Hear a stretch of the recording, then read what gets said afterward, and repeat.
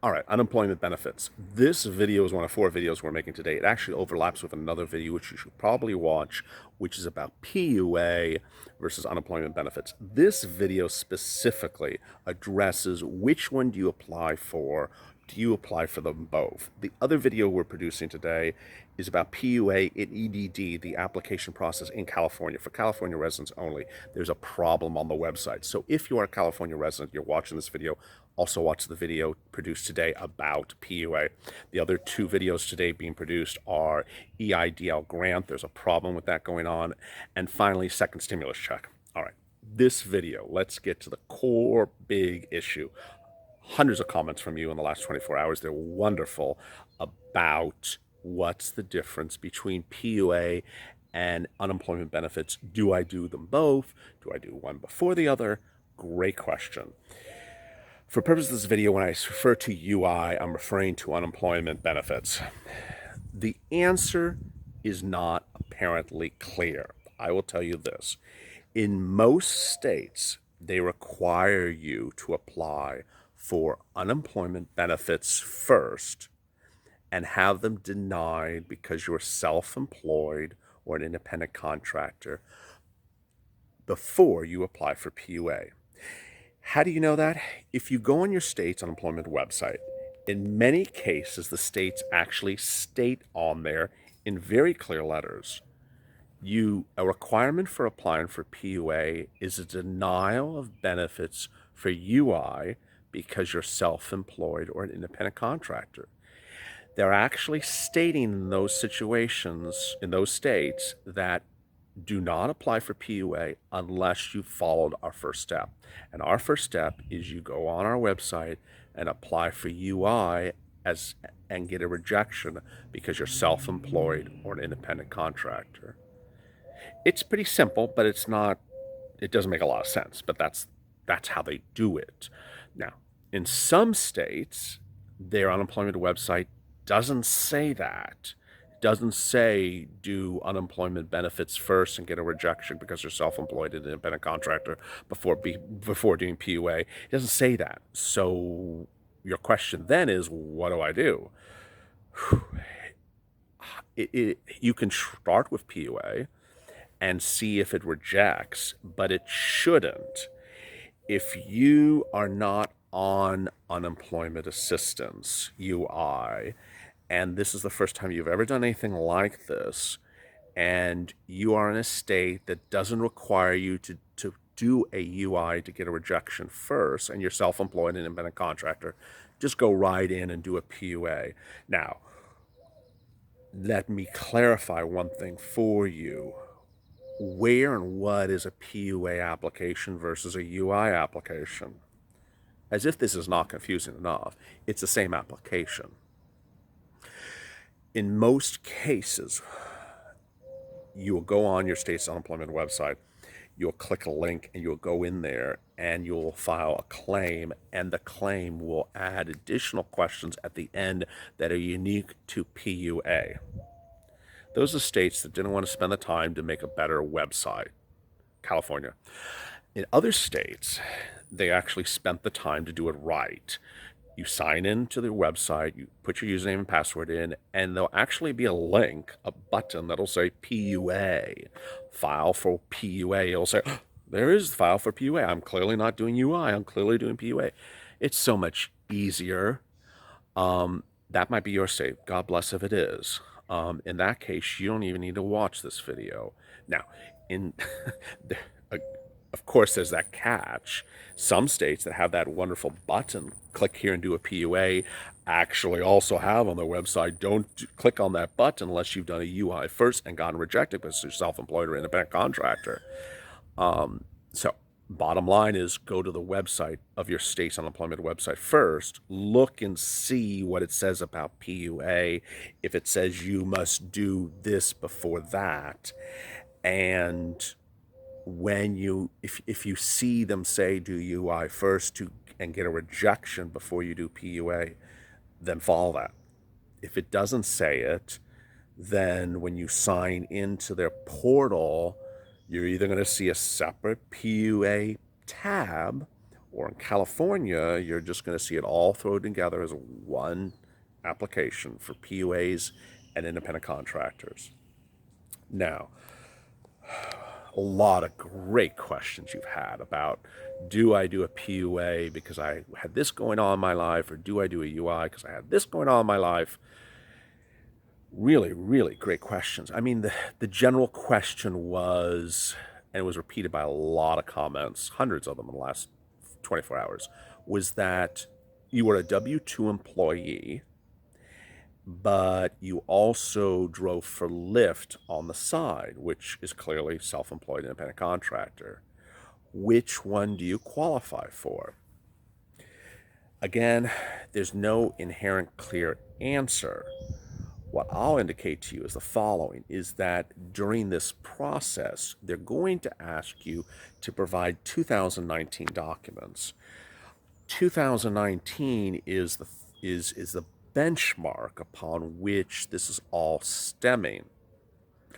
Easiest answer, the easiest scenario to address is that you were a W-2 in 2019, and 2020 you started picking up a Lyft driving job. Now, that would be easy because clearly 2019 is the benchmark. You as W-2, just stay with W-2, just forget about the independent contractor analysis.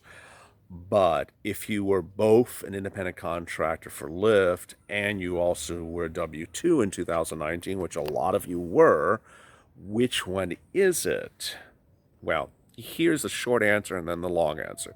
The short answer is benefits are paid based upon what you got in 2019. So and then the long answer is the following.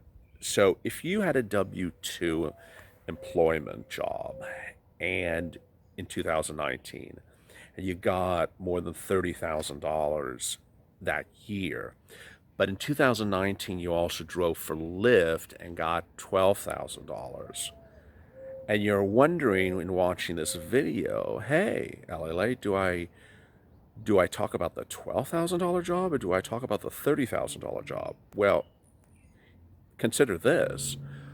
When you get an application approved, especially for PUA, but any application approved, you start at a benchmark at the base level. The base level for PUA or for unemployment is whatever the base level is in your state. It's either 169 or 139. You can raise that weekly benefit of 169, 139 higher if you made more than a certain amount of money in 2019, gross revenue, not net income, gross revenue, that you can provide documentation to support. If you made more than $30,000 in 2019, it's generally around, it's hard to tell, but there are a lot of great websites with calculators. You can just type in your 2019 revs and it'll kick back a number to you and tell you if you're at full max benefits. But it seems as though it's about $30,000, that if you made at least $30,000 gross rev in 2019, you will be at maximum benefits in your state, which is anywhere from about $300 to $400 per week. So, long answer is, hey, if you had a W-2 in 2019 that paid you more than $30,000, and as a result of COVID-19, you had reduced work, or laid off, or no longer employed, you're going through those categories of qualifications that are on the state unemployment's website. We're not going to talk about in this video, done in the previous video. You go through, you qualify well, and you know your claim is going to be approved. Well, then when they ask you, what were you paid gross rev in 2019, and you're at $30,000, bang, that will likely pop you up to max benefits. Remember, that's weekly, and then the federal government throws $600 on top of that all the way through the month of July if you're still impacted through the month of July. Lastly, and this has come up a lot, there seems to, and clearly I've not looked at every single state's unemployment website in doing this video for you, but it seems that some of you are asking a lot of questions about what number do I put in for what and what number do I put in for this as to earnings in 2019. In the unemployment websites that I've seen, they do not ask for your earnings in 2019 for just the claim to be approved. The reason why is when you're going through the claim process, they're trying to see if you qualify. If you qualify, bam, you're at base level. You're at the 139, 169 per week, throw in the $600 on top of that. You're at the base level. It's after that that you can provide documentation to say, hey, I'm more than base level. I should be at max benefits because I was making $30,000 a year and I lost that job because of COVID-19, XYZs, and here's the return to verify that. That's generally how websites are being done for these states. Now, so some of you are asking, well, where do I put in my numbers about earnings? There's generally not supposed to be a place for it. If your state has something, or I've missed it in looking at that for you, if you have something in your state's website that says put in a number, indicate in the comments below where you're asked to put in this number, whether it's for PUA or unemployment benefits, what stage of the process. If it's during the claim, if it's after the claim. Again, some states do this very well. They send you an alert by email that you have a message in their portal. You sign into the message in the portal, and the portal says, hey, here's a PDF letter for you, and it says, hi, you're at base level benefits. You need to do this by this date, and then we may increase it. It's very, very clear. Other states just leave you guessing. We are here to assist you in guiding you.